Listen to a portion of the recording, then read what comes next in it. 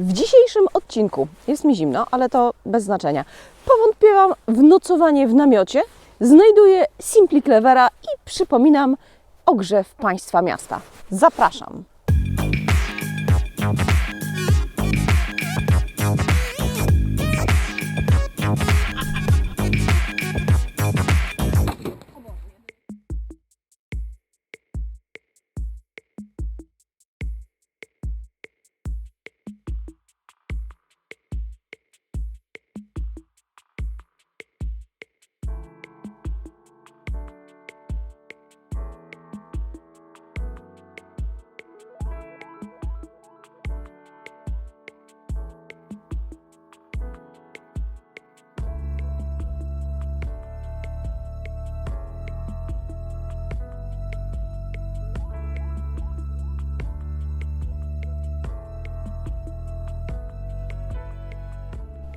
Wsiadamy.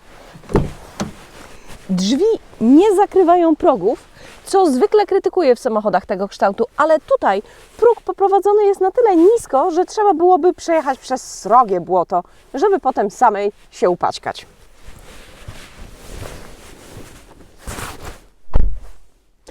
Przełącznik napędu na wszystkie koła może co prawda zachęcać do zabaw w błocie, ale moim zdaniem do tego celu lepiej posłuży Jeep Wrangler. X-Trail to jeździdło rodzinne i zaraz Wam to udowodnię. Rozejrzyjmy się tutaj. Jest sporo miejsca, są wygodne uchwyty na kubki, jest spory schowek w podłokietniku. Właśnie, co do tych uchwytów, jest tutaj takie coś. Nie byłam pewna, co to ma robić, ale przyjrzałam się piktogramom i już wiem.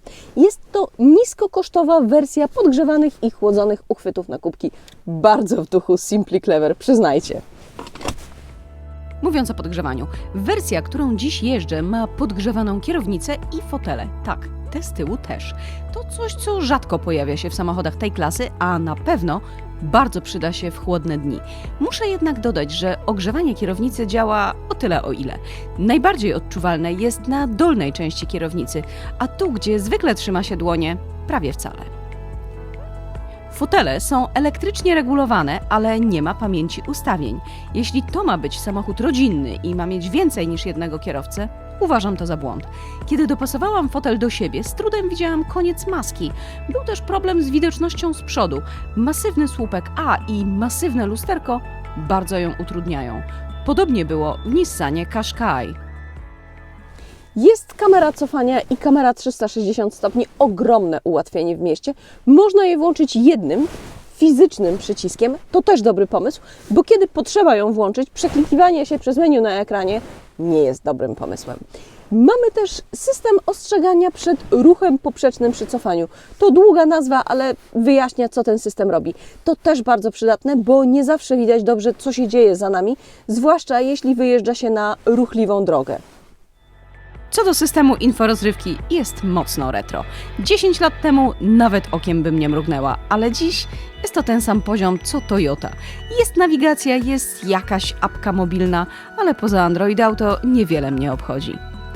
Z tyłu dużo miejsca, szeroko otwierające się drzwi, podłokietnik, no i ta podgrzewana kanapa, o której mówiłam przed chwilą.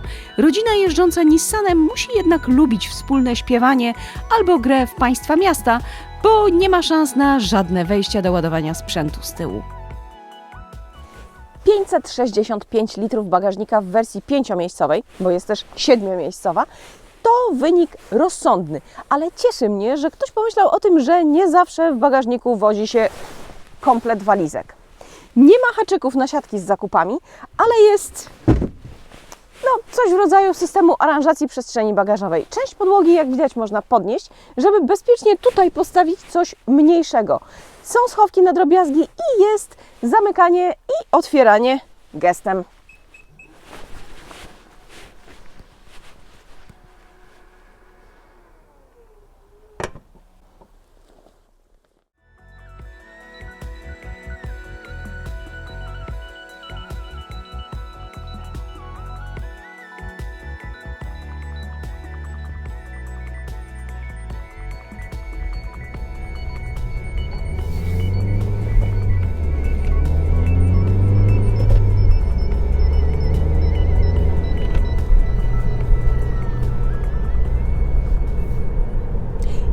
teraz podsumowała ten samochód, wyszłoby na to, że nie jestem może nim zachwycona, ale raczej zadowolona. Niestety nie doszłam do najgorszej moim zdaniem części, czyli skrzyni biegów. Pod żadnym pozorem nie bierz wersji z manualną skrzynią. Konieczność ciągłego przerzucania się, bieg w górę, bieg w dół, bieg w górę i tak dalej. To jest udręka dla kierowcy. Pamiętam z Nissana Qashqai skrzynię automatyczną. Była bardzo dobra. Według producenta Nissan X-Trail wyposażony jest też w system odczytywania znaków. I rzeczywiście widzę dane o ograniczeniu prędkości na wyświetlaczu przede mną.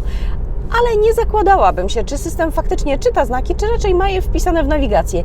Nie jeden raz na mojej stałej trasie, skądinąd dobrze oznakowanej, dostawałam informacje zupełnie odbiegające od rzeczywistości. Doceniam zawieszenie, bo radzi sobie dobrze na garbach, ale podczas dynamicznych manewrów samochód jest podsterowny. Nie robię głupot na drodze, ale przy wejściu w zakręt przy prędkości poniżej 40 km na godzinę znalazłam się zupełnie nie tam, gdzie chciałam. Może statystyczny użytkownik jedzie wolniej, bo z tyłu siedzą dzieci, pies i zimnioki?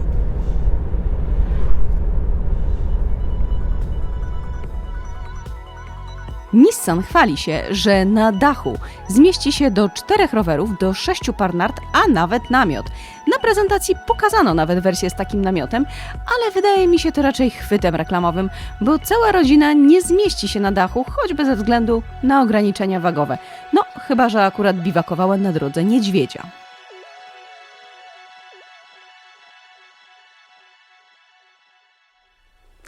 To naprawdę nie jest tak, że uważam Nissana X-Trail za zły samochód. Jest pakowny, ma masę wygodnych rozwiązań, ale nie oczekuj emocji z jazdy. Od tego masz przecież dzieci. A co Ty sądzisz o Nissanie X-Trail? Może rozważasz kupno, a może nim już jeździsz? Jak się sprawdza? Napisz mi o tym w komentarzu. Subskrybuj, oceniaj i dziel się moimi wideo. Nowe materiały motoryzacyjne w każdy czwartek o tej samej porze. Dzięki i do zobaczenia. A teraz idę napić się gorącej herbaty, bo jest zimno jak pies.